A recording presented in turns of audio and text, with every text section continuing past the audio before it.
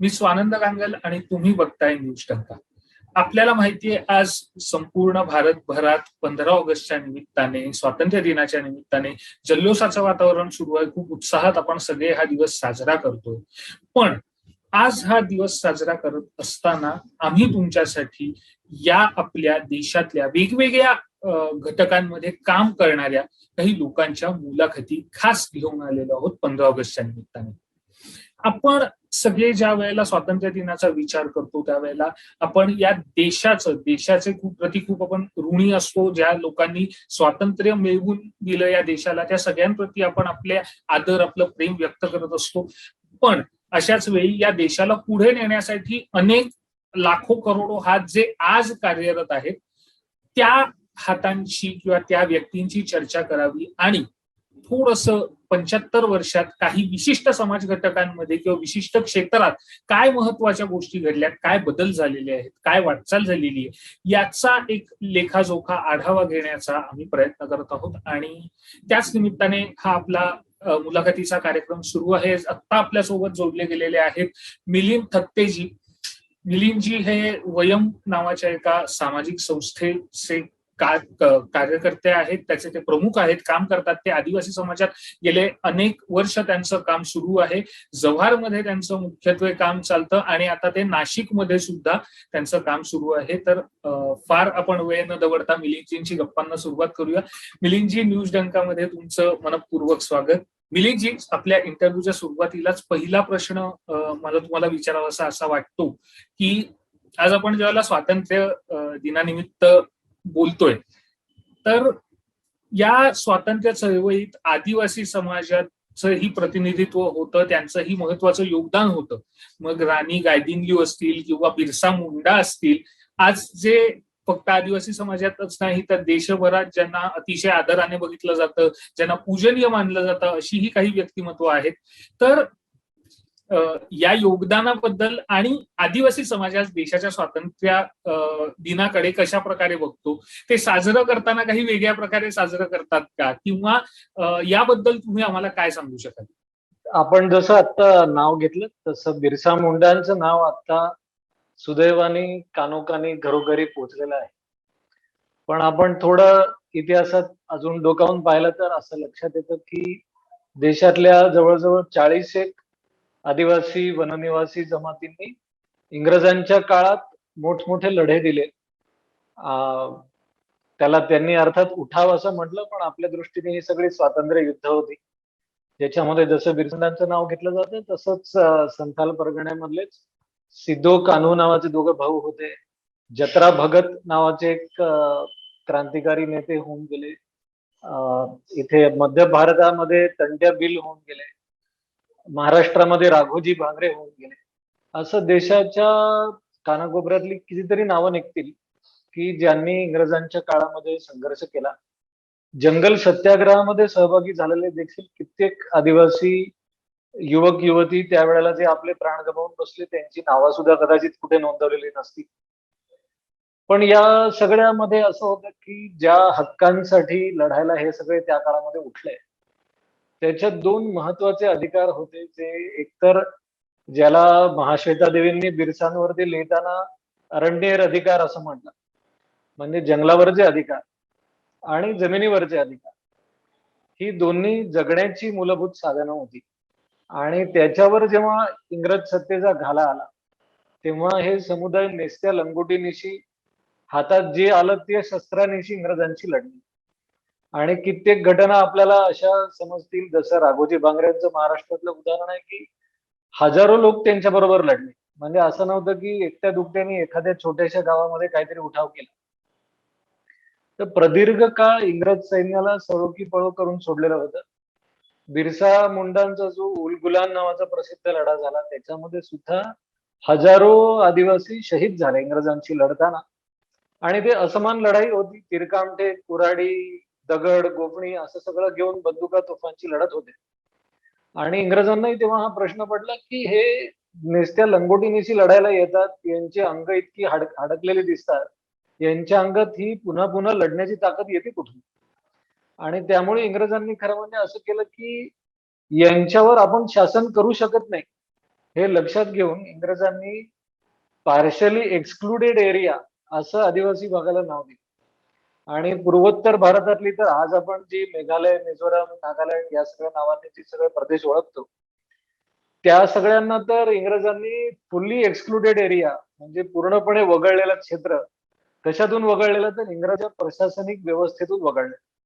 त्यामुळे इंग्रजांनी, अर्थात ते इंग्रजांचं व्यापारी डोकं होतं, त्यांनी वरकरणी असं दाखवलं की आम्ही तुम्हाला आमच्या प्रशासनातून वगळतोय, आणि प्रत्यक्षात मात्र तिथल्या सगळ्या टिंबरचे, इमारती, लाकडाचे अधिकार मात्र कंपनीने आणि नंतर इंग्रज सरकारने स्वतःकडे ठेवले.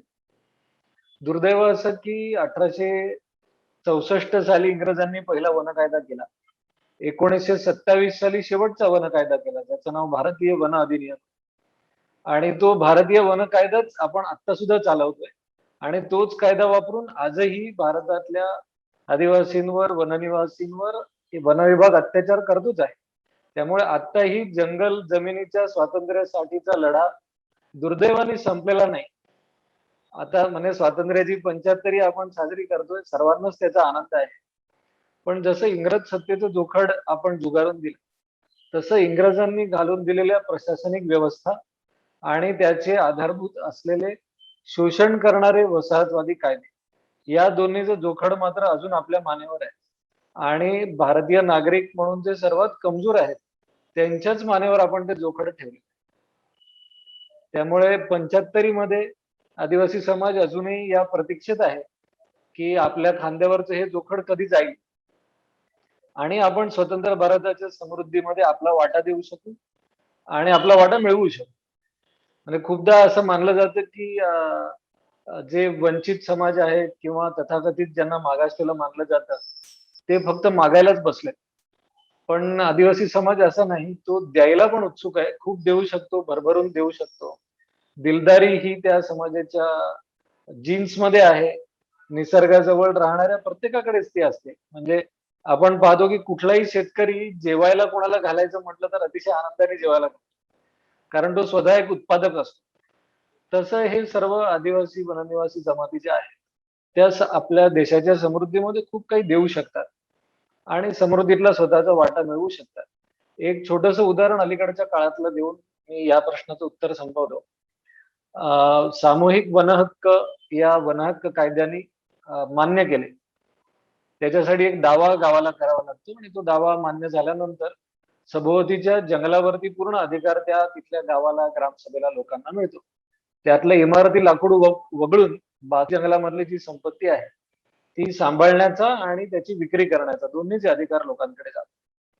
तर आता विदर्भामधली जवळपास 100 गावं अशी आहेत की ज्यांनी गेल्या काही वर्षात आपापल्या जंगलातला बांबू आणि तेंदूपत्ता विकून दरवर्षी लाखो करोडो रुपये कमावलेले आहेत, चांगल्या मार्गाने कमावलेले आहेत.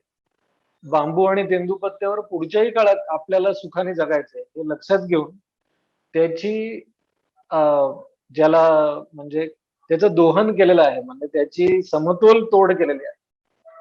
ते संसाधनं वाया जाणार नाहीत, बांबू संपणार नाही, नष्ट होणार नाही, याची काळजी घेऊन तोड केलेली आहे आणि त्याच्यावर हे उत्तम उत्पन्न मिळवलेलं आहे. म्हणजे आता यातली अनेक गावं अशी आहेत की त्यांना कुठल्याच बाबतीत सरकारी अनुदानाची काही फिकीर उरलेली नाही. उलट त्यांची क्रयशक्ती वाढल्यामुळे, पर्चेसिंग पॉवर वाढल्यामुळे ते अनेक गोष्टी बाजारातून आज खरेदी करू शकतात आणि देशाच्या अर्थव्यवस्थेत आपली भर घालतात. तर हे देशातल्या जवळजवळ 1 लाखभर गावांमध्ये होऊ शकतं. आतापर्यंत म्हणजे वनहक्क कायदा होऊन 12 वर्ष झाली, पण फक्त 3% गावांना देशात हे अधिकार मिळाले. त्यामुळे आदिवासी समाज उत्सुक आहे देशाच्या समृद्धीत आपला वाटा उचलायला. सरकार आणि आपली व्यवस्था त्याच्यापर्यंत हे पोहोचवण्यात कमी पडते.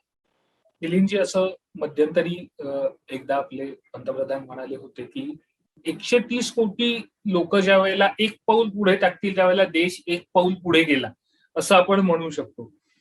तर या 75 वर्षात आपल्या देशाने खूप काही प्रगती बघितली, अनेक वेगवेगळे काय म्हणू आपण अचिव्हमेंट्स या देशाने सेलिब्रेट केल्या, आपण बघितल्या.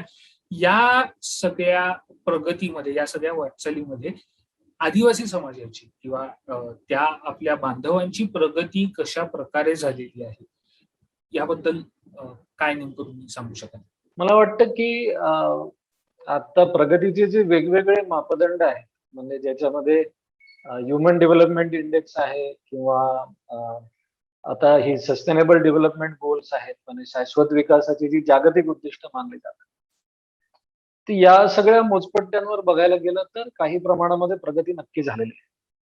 म्हणजे साक्षरता जी आता मी 99 साली म्हणजे 20-22 वर्षांपूर्वी पहिल्यांदा आदिवासी खेड्यांमध्ये काम करायला सुरुवात केली, तेव्हाची साक्षरता शिक्षणाची आणि आजची याच्यामध्ये निश्चित खूप मोठा फरक पडलेला आहे. मोठ्या प्रमाणामध्ये प्राथमिक शिक्षणाचा विस्तार हा गाव पाड्यांपर्यंत पोहोचलेला आहे.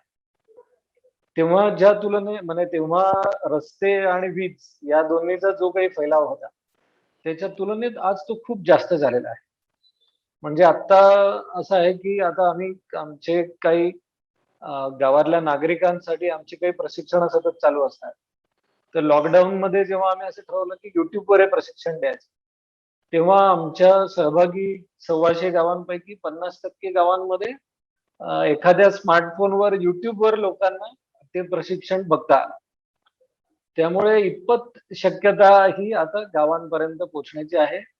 समाज माध्यम, प्रसार माध्यम, इंटरनेट यातल्या गोष्टी बऱ्यापैकी पोहोचलेल्या आहेत. असं नाही म्हणता येणार की सर्वांपर्यंत पोहोचले, पण पूर्वीच्या तुलनेत नक्कीच आता चांगली स्थिती आहे.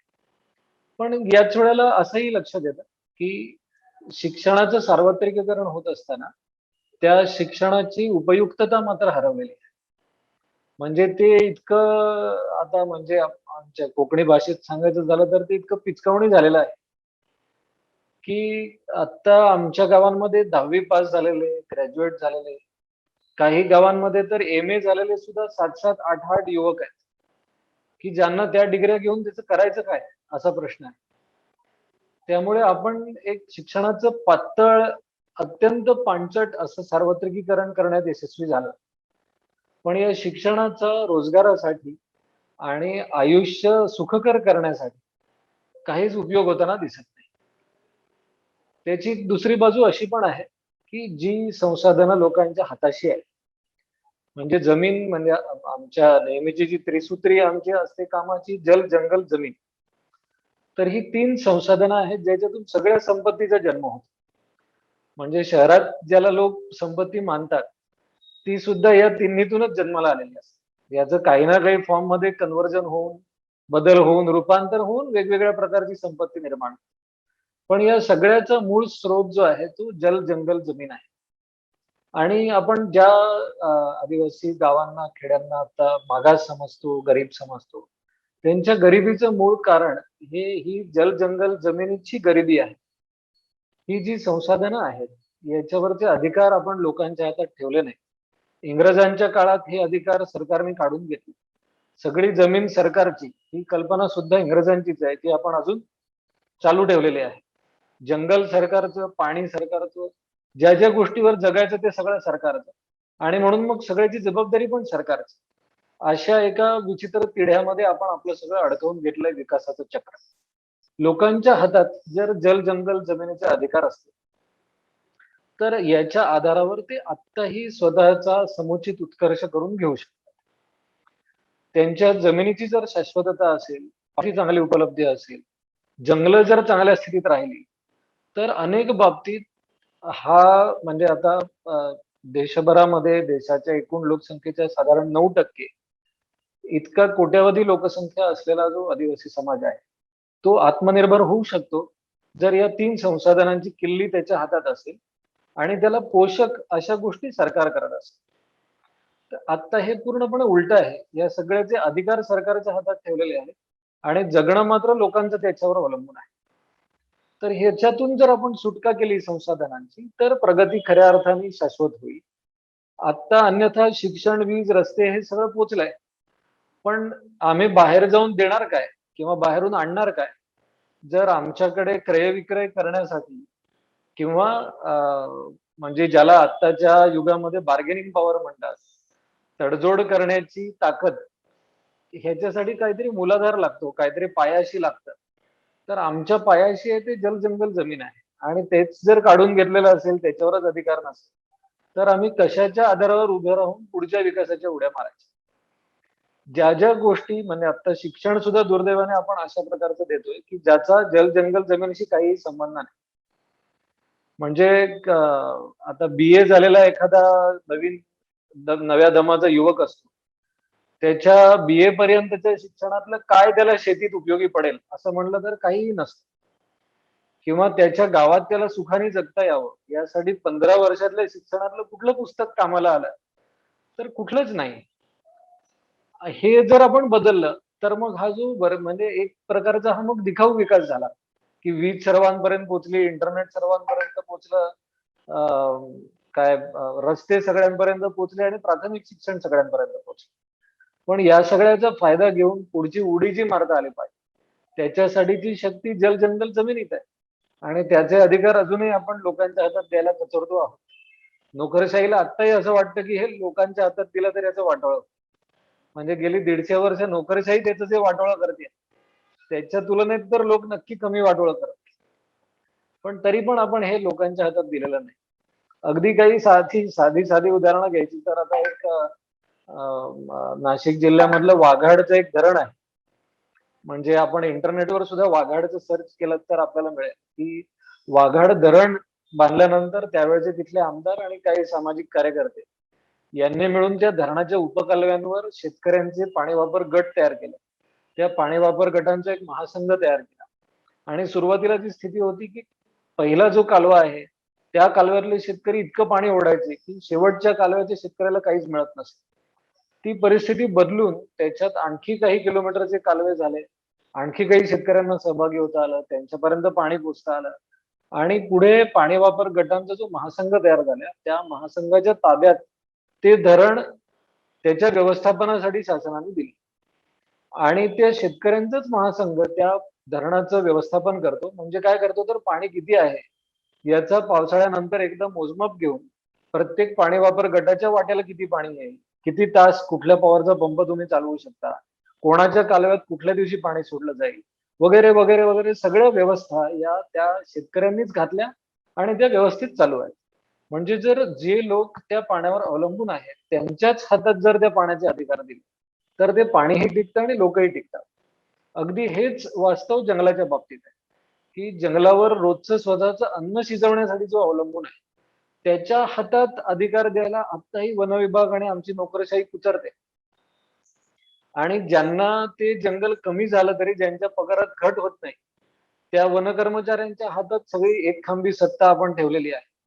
यामुळे आपला विकासाचा सगळा गाडा जो आहे तो असमतोल आहे. म्हणजे असं झालंय की ती एखाद्या गाडीला 2 चाकं असावी त्याच्यातलं एक चाक छोटं आहे आणि एक चाक मोठं आहे आणि त्या गाडीला जर गती दिली तर ती एकाच जागी गोल गोल फिरत राहते. तसं या विकासाच्या गाडीचं झालंय. दोन्ही चाकं समान झाली पाहिजे. मग लोकांच्या हातात जे छोटं चाक ठेवलंय आणि नोकरशाहीच्या हातात मोठं चाक ठेवलंय ते बदलून दोघांच्या हातात समान क्षमतेची चाकं आली तर मग आपण प्रगतीच्या दिशेने खरोखर चाललो असं म्हणता येईल. आत्ताच्या उत्तरात तुम्ही एका गोष्टीचा उल्लेख केला. ती गोष्ट म्हणजे की त्या शिक्षण मिळत आहे पण त्याचा खरंच उपयोग होतोय का? पण दुसऱ्या बाजूला आपल्याला अशी काही उदाहरणं दिसतात. म्हणजे आत्ताच नुकतंच आपल्याकडे ऑलिम्पिक संपलं. तर क्रीडा क्षेत्रात आदिवासी समाजातले अनेक जे तरुण आहेत, जे आपल्याला स्वातंत्र्यापासून आजपर्यंत अनेक ठिकाणी ज्यांनी आंतरराष्ट्रीय पातळीवर देशाचं प्रतिनिधित्व केलं, मग ते तिरंदाजी सारख्या खेळात असेल किंवा हॉकी सारख्या खेळात असेल किंवा आदिवासींकडे त्यांच्या अशा विशिष्ट अशा काही कला आहेत, कलागुण आहेत किंवा त्यांच्याकडे त्यांचे विशिष्ट अशी कपडे आहेत किंवा त्यांचे असे विशिष्ट असे दागिने आहेत. तर यातून त्यांच्यासाठी रोजगार निर्मिती आणि त्यांच्यातल्या या कलागुणांना वाव देणं, त्यांना प्रोत्साहन देणं, त्याच्यातून त्यांचा एक प्रकारे शाश्वत विकास होईल यासाठी प्रयत्न करणं, असे काही प्रयत्न या 75 वर्षात महत्वाचे असे काही झाले का? प्रयत्न झालेले आहेत, सरकारकडून पण झालेले आहेत. म्हणजे आता ट्रायफेड नावाचं जे म्हणजे ट्रायबल डेव्हलपमेंट फेडरेशन जे आहे केंद्र सरकारचं किंवा त्या राज्यांमध्ये सुद्धा काही ट्रायबल डेव्हलपमेंट कॉर्पोरेशन आदिवासी विकास महामंडळ आहे. तर यांच्याकडून काही उद्योगासाठी कर्ज, काही कलाकारांसाठी अनुदान अशा स्वरूपाचे प्रयत्न पुष्कळ झालेले आहेत आणि त्यातून काही कला टिकून राहिल्या हेही खरं आहे की त्या कलाकारांच्या वस्तूंना योग्य मार्केट मिळालं. म्हणजे आता दिल्लीत आहे, मुंबईत आहे, इतर काही पर्यटन स्थळं आहेत, तिथे याची मार्केट्स उभी राहिलेली आहे. त्यामुळे याच्यातून रोजगार मिळाला, काही प्रमाणात कला देखील टिकल्या, हे खरं आहे. आणि आता तुम्ही म्हणालात तसं काही क्रीडा गुण हे उपजत आहेत. म्हणजे जंगलांमध्ये, डोंगरांमध्ये राहणारी जे माणसं आहेत, त्यांच्यात पिढ्यानपिढ्यांनी काही गुण जेनेटिकली सुद्धा आलेले आहेत, की ज्याच्यामध्ये अत्यंत वेगात पळणं असेल, चपळाई असेल, तीक्ष्ण नजर आहे, कानांनी खूप लांबचं ऐकू येणं आहे. या सगळ्या गोष्टींना आजूबाजूचा निसर्ग आणि आधीच्या पिढ्या पोषक असतात. त्यामुळे ही गुण नक्कीच आहेत.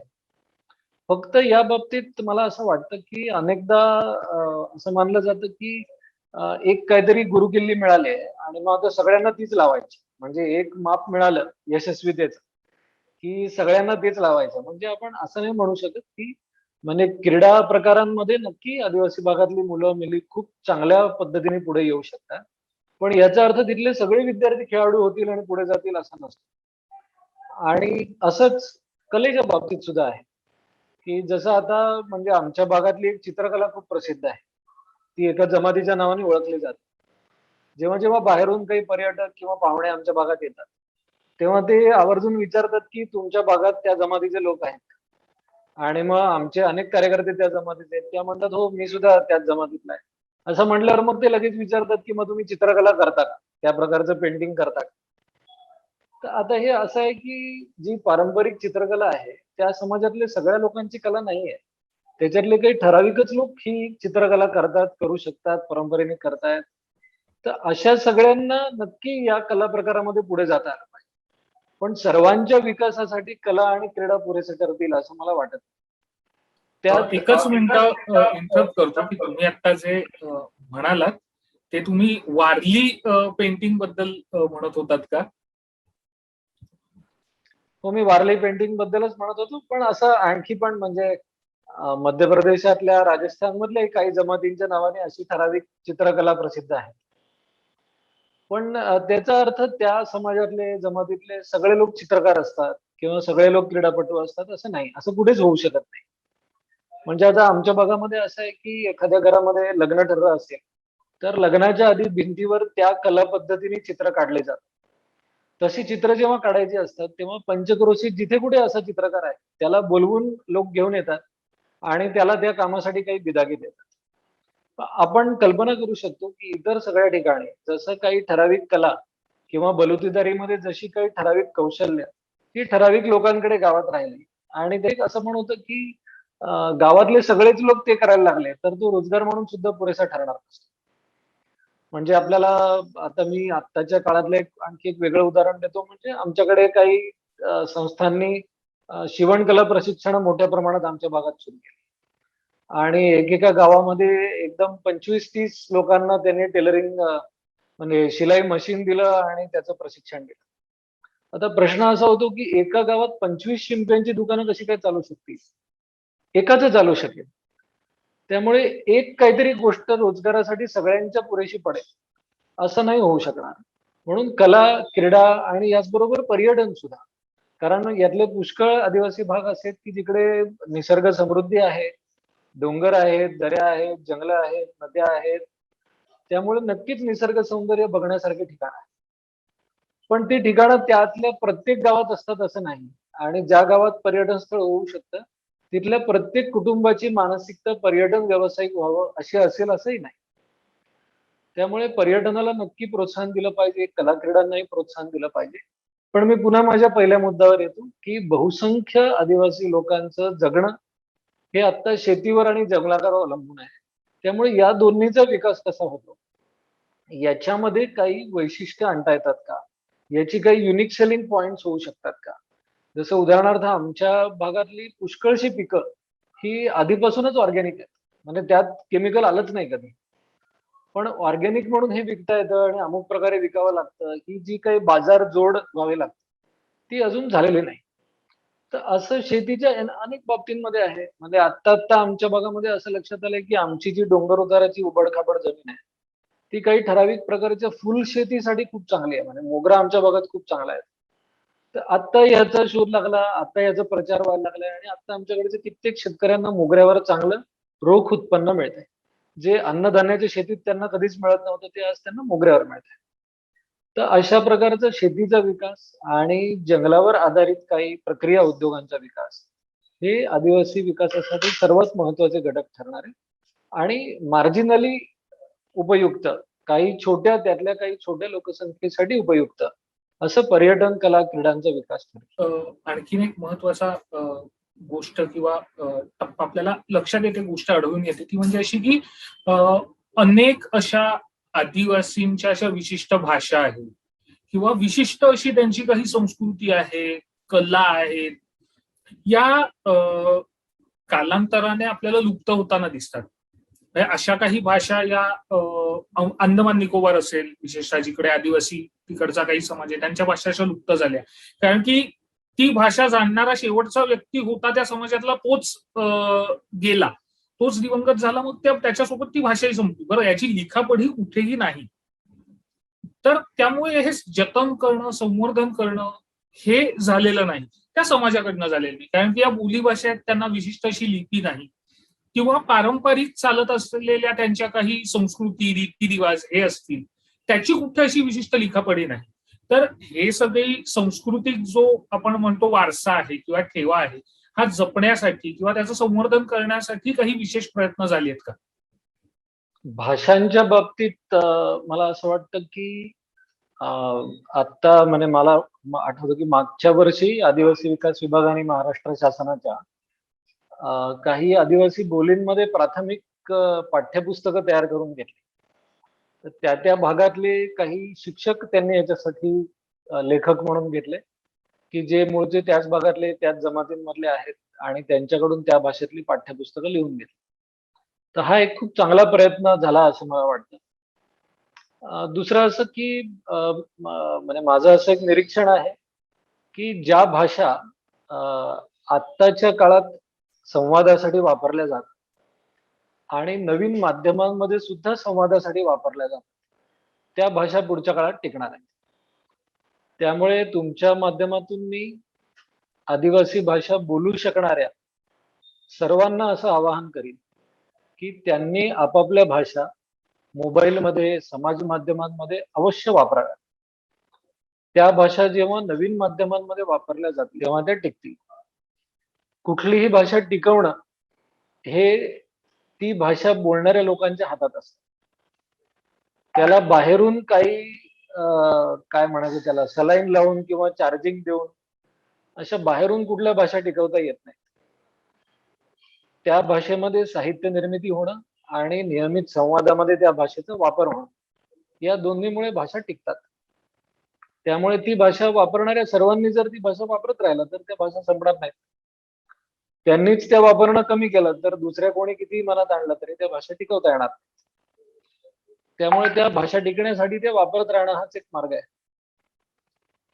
जसं म्हणजे आता तर मला असं वाटतं की मराठीला सुद्धा धोका आहे, मराठी टिकते की नाही. कारण आपण आता पाहतो की मराठी बोलताना त्याच्यात खूप इंग्लिश शब्द आपण सर्रास वापरतो आणि अनेक लोकांची वाक्य त्याशिवाय पूर्णच होत नाही. म्हणजे काय हल्ली आता शेअर करणं, याला लोक मराठीत कुठला शब्द आहे असं लोकांना वाटत नाही आणि किंवा मग लोक मराठीत त्याचं भाषांतर मला तुमच्याशी वाटून घ्यायचंय वगैरे असं करतात की ज्याला काही मराठीत अर्थ नाही. तर ही नवीन माध्यमांमध्ये या ज्या परिभाषा येत आहेत, लाईक आहे, शेअर आहे, अपलोड आहे, डाउनलोड आहे, तर या सगळ्यामध्ये आपण मराठी शब्द वापरत राहिलो तर मराठी टिकणार आहे. नाहीतर ते म्हणजे मराठी भाषा दिन आता एक काहीतरी असतो, तर मला त्यातही फार हसू येतं की मराठी भाषा दिन म्हणजे कशाचाही दिवस करायला लागला की समजायचं की वेगळ्या अर्थाने दिवस करणं असं होतं मग ते. तर त्यामुळे भाषा, संस्कृती याच्यासाठी त्या संस्कृती किंवा भाषा पाळणाऱ्या लोकांनी ते टिकवावं. मुलींची या पूर्ण आपण स्वातंत्र्यापासून ज्या वेळेला आतापर्यंतच्या पूर्ण या सगळ्याविषयी चर्चा करतोय, तर त्यात एक गेल्या 1.5 वर्षाचा असा पॅच आला जो खूप वेगळा होता, तो म्हणजे होता कोविडचा. तर या कोविडच्या परिस्थितीत आपल्याला माहितीये अनेकांच्या नोकरीवर, व्यवसायावर, उत्पन्नावर खूप त्याचे विपरीत परिणाम झाले. तर या सगळ्या परिस्थितीत आदिवासी समाजावर त्याचे परिणाम कशा प्रकारचे झाले?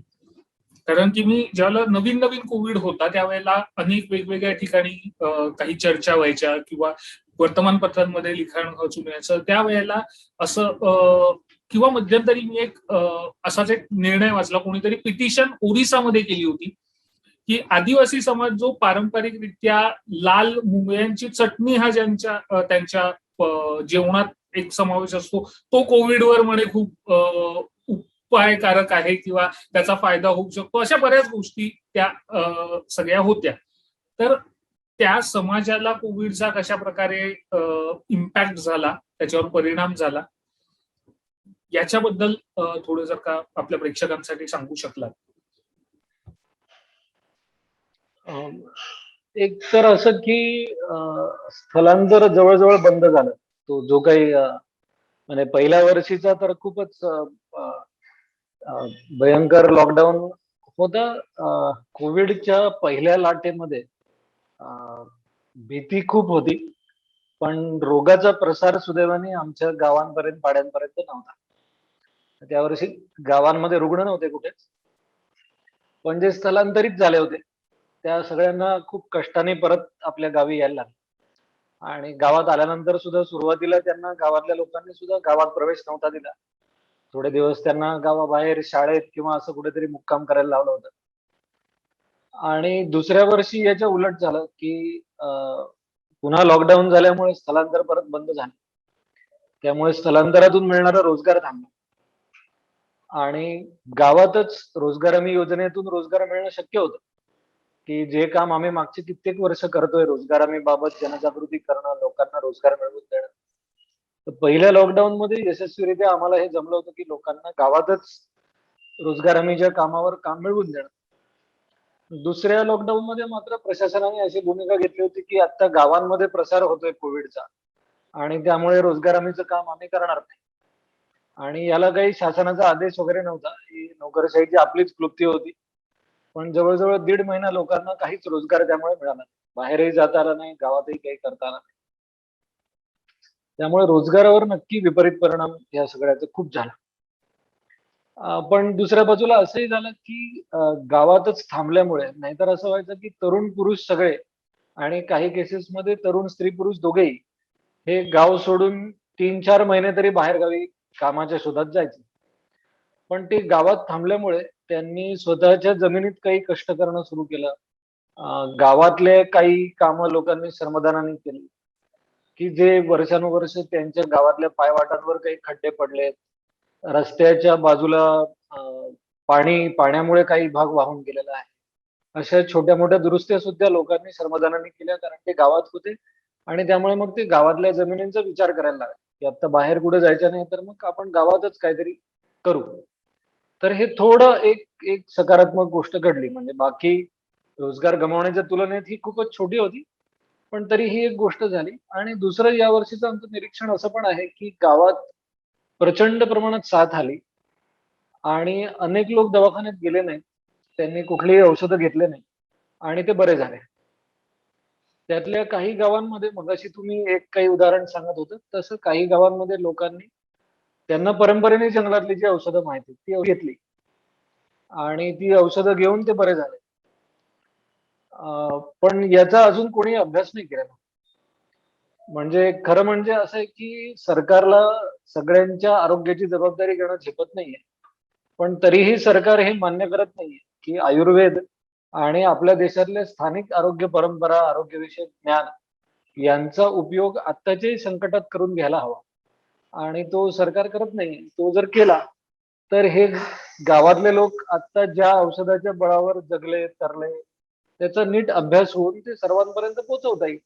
त्याला काही शास्त्रीय आधार आहे का, कोणत्या स्थितीत काय असताना ते औषध चालतं, याचाही अभ्यास व्हायची गरज आहे. पण आता हे नाही झालेलं. हे फक्त आमचं निरीक्षण आहे की गावातले लोक कुठलं औषध न घेता बरे झाले.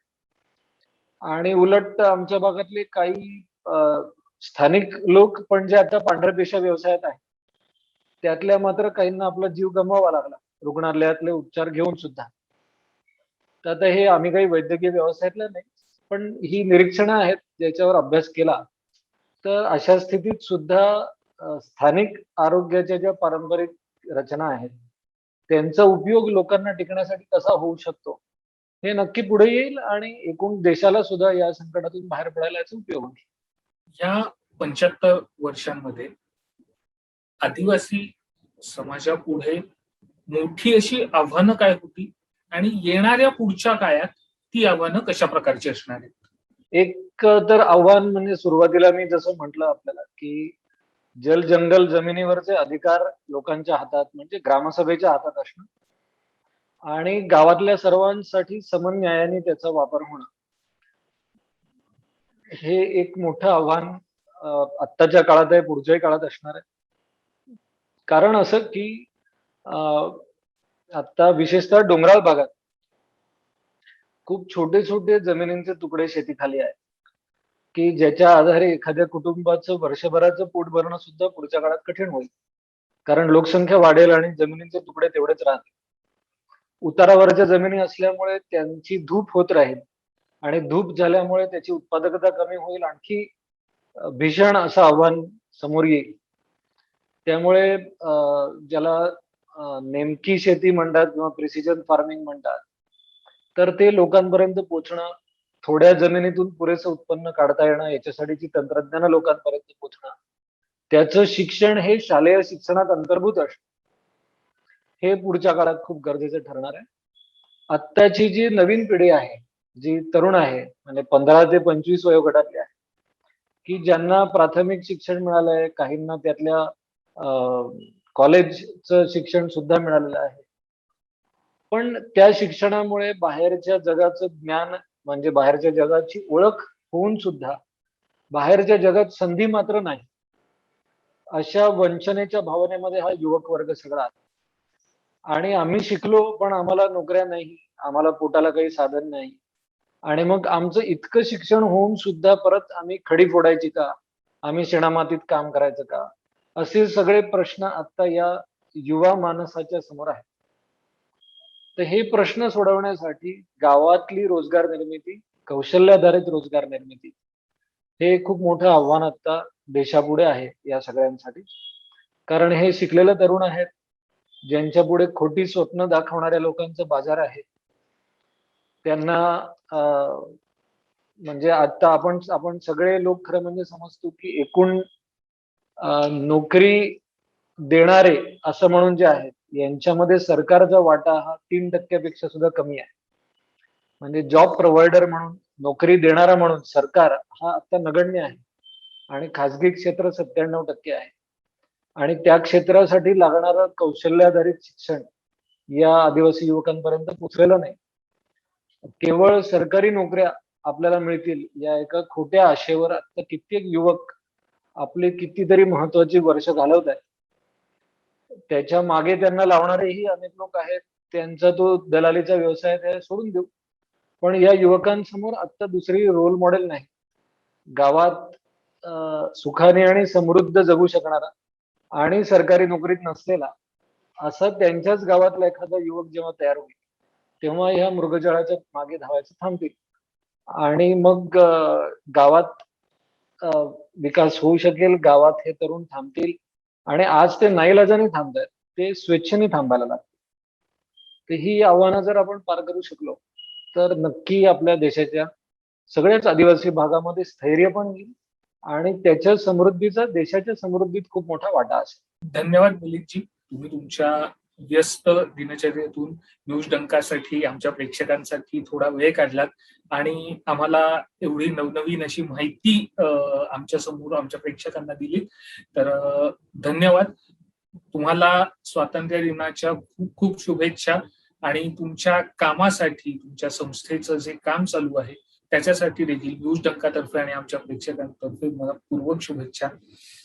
मी आपल्या प्रेक्षकांना सांगू इच्छितो की न्यूज डंका तुमच्यासाठी कायमच अशा नवनवीन वेगवेगळ्या विषयांवर वेगवेगळ्या लोकांच्या मुलाखती, वेगवेगळ्या क्षेत्रातल्या लोकांच्या मुलाखती घेऊन येत असतो.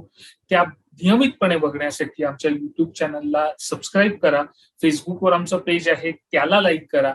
हा व्हिडिओ जास्तीत जास्त लोकांपर्यंत पोहोचवा आणि अशाच नवनवीन व्हिडिओसाठी तुम्ही बघत राहा न्यूज डंका. लवकरच पुन्हा भेटू. धन्यवाद.